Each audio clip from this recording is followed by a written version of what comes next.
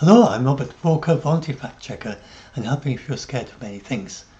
And there's a short introduction, a short blog post, and I'm going to do one short video for it. So, Iran has just responded in a symbolic way to the US strikes on Iran.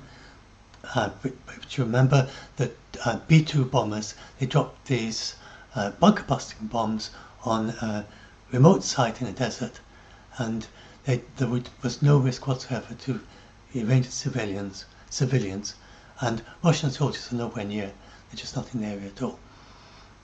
So there are no Russian soldiers in Iran. There are no Russian soldiers left in Syria either. So it's nothing to do with Russia. And Trump has never been a hawk, and he presented his strikes as peace through strength, as a way to end the war and bring Iran back to the negotiating table.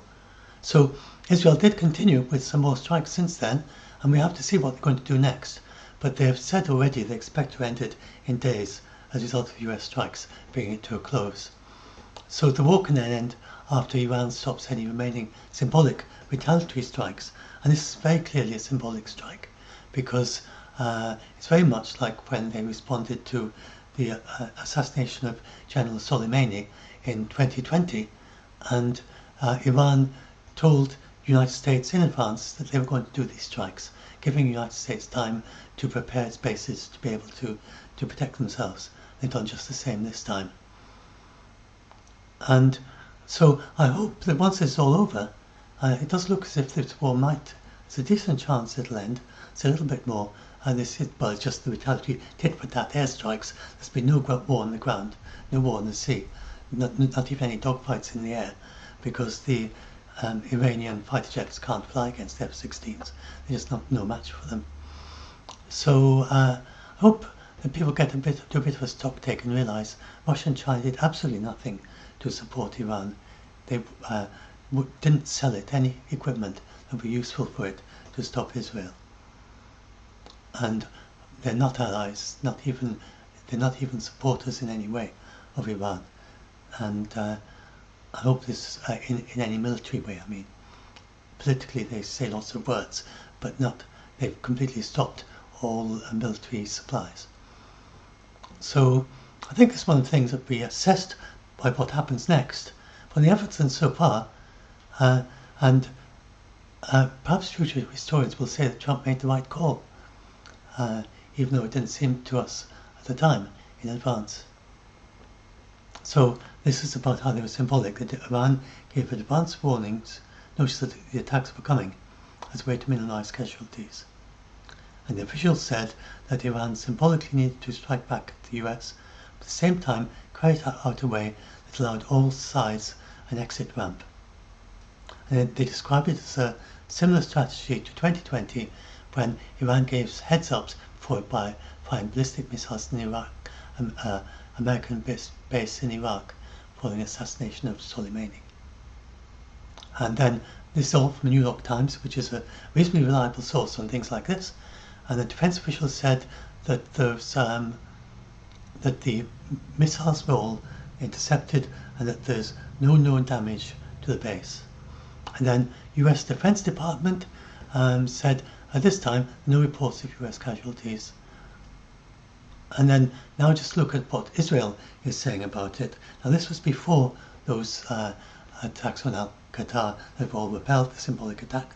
So there were three sources from Wall Street and from Channel 12 and Times Israel told directly. So Wall Street said that Iran told mediators it's in the process of wrapping up its bombing. Israel has told Iran that it's in the process of wrapping up its bombing campaign. Iran still feels it has to respond, which it has just done. Israeli officials hope Iran will agree to restart diplomacy. Then, if Israel determines that Iran is trying to rebuild its program, Israel will send their force in to strike again. So that's its red line from their side, not to start rebuilding, but just to enter into negotiations. And then these are the two possibilities. Israel unilaterally decides it's achieved its wartime aims and hopefully that's what they're going to do. And Iran will later end its missile strikes, and Iran is clearly wants to end its strikes. Or US can announce that both sides agree to a ceasefire. So we'll see which way it goes. And so it depends on Iran, not us. We're happy to wrap it up now. If there's an agreement at the end, Israel will be content with the result. That's Israel's point. And then Netanyahu said, when the objectives are achieved, the fighting will stop. We are very, very close to completing them. So Netanyahu said he's very, very close. So all this does suggest that it could end quite quickly. We will see. And it's, as I said, it's very similar to when Trump ordered the assassination of Soleimani, and Iran responded in 2020, and these are links to my debunks. Here are my short videos. If you haven't seen them before, I will upload this as a short video too.